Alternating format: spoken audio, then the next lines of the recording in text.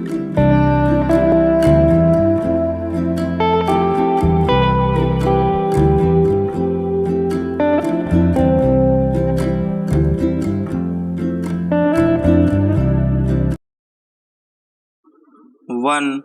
To three start. संसद के नए भवन में पहले ही दिन नारी शक्ति वंदन अधिनियम के रूप में महिला आरक्षण विधेयक प्रस्तुत होने से यह स्पष्ट हो गया कि प्रधानमंत्री किन कारणों से विशेष सत्र को ऐतिहासिक बता रहे थे। लोकसभा और विधानसभाओं में महिलाओं के लिए 33% सीटें आरक्षित करने के लिए कानून बनाने की पहल पिछले 27 वर्षों से हो रही थी, लेकिन किसी न किसी कारण वह आगे नहीं बढ़ पा रही थी। इस विधेयक पर आम सहमति न बन पाने का कारण केवल यही नहीं था कि लगभग सभी दलों के पुरुष सांसदों को अपनी राजनीतिक जमीन छीनने का भय सता रहा था, बल्कि यह भी था कि अनुसूचित जाति, जनजाति एवं अन्य पिछड़े वर्गों की महिलाओं के लिए आरक्षण के अंदर आरक्षण की मांग की जा रही थी। इस पर भी आम राय नहीं बन पा रही थी। अब जो विधेयक पेश किया गया है उसमें अनुसूचित जाति एवं जनजाति की महिलाओं के लिए आरक्षण की व्यवस्था की गई है। इससे आम सहमति बनाने में आसानी होगी, लेकिन यह प्रश्न उठ रहा है कि अन्य पिछड़े वर्गों की महिलाओं के लिए आरक्षण का प्राविधान क्यों नहीं किया गया। चूंकि यह प्रश्न उठाने वाले दल भी महिला आरक्षण विधेयक का समर्थन कर रहे हैं, इसलिए इसकी उम्मीद बढ़ गई है कि यह अब कानून का रूप ले लेगा। उम्मीद इसलिए भी बढ़ गई है क्योंकि लोकसभा और विधानसभाओं में महिलाओं का 33% आरक्षण जनगणना और परिसीमन के बाद प्रभावी होगा। इसका अर्थ है कि अगले आम चुनाव के बाद ही महिलाएं इस आरक्षण का लाभ उठा पाएंगी।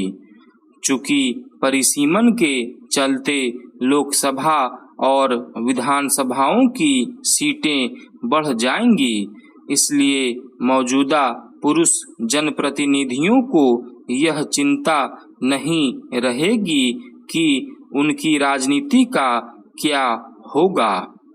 महिला आरक्षण की आवश्यकता इसलिए है क्योंकि भारत एक पितृसत्तात्मक समाज है और तमाम प्रगति के बाद भी महिलाओं को वह स्थान नहीं मिल सका है जो उन्हें मिलना चाहिए।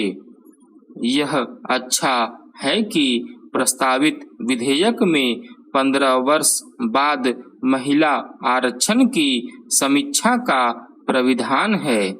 यह सर्वथा उचित है क्योंकि इसकी तह में जाना ही चाहिए कि नारी उत्थान के लिए जो व्यवस्था की जा रही है उससे वांछित लाभ अर्जित हो पाया या नहीं।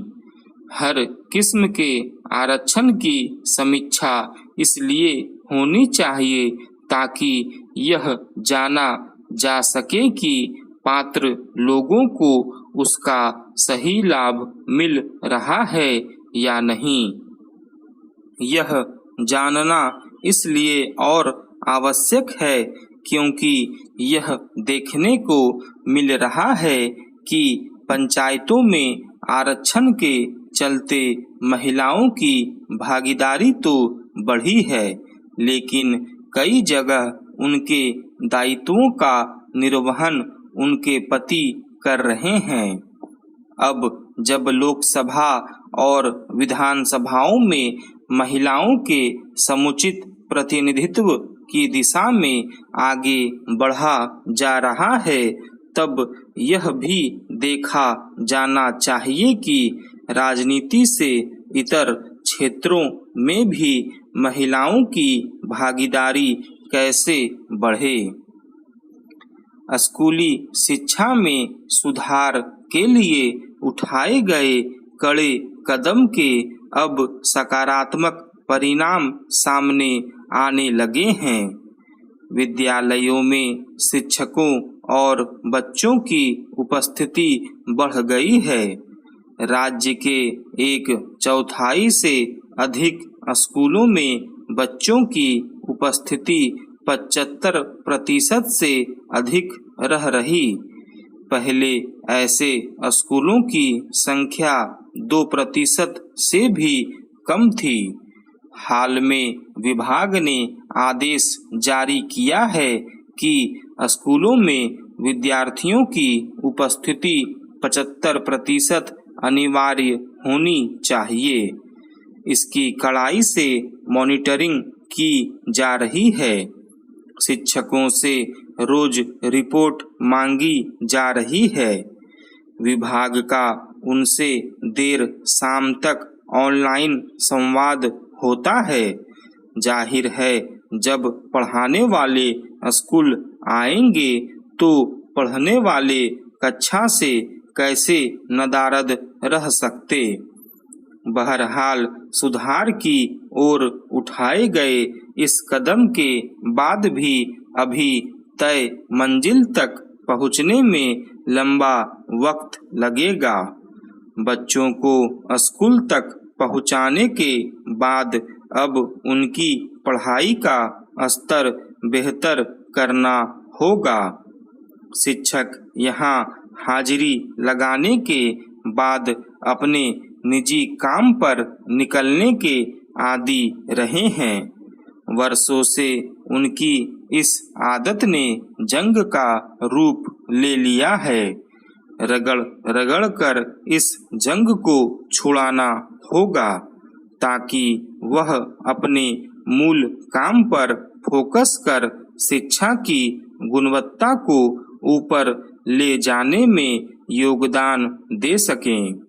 वहीं अभिभावक भी यहाँ के माहौल से वाकिफ होकर अपने बच्चों को सरकारी के साथ साथ निजी स्कूल में पढ़ाते रहे हैं।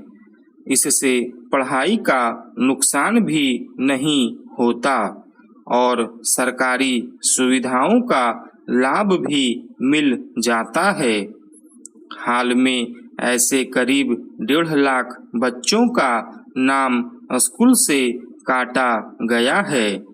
ये बच्चे 15 दिनों से स्कूल नहीं आ रहे थे। यह सराहनीय पहल है।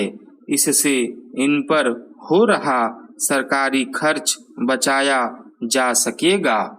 स्टॉप।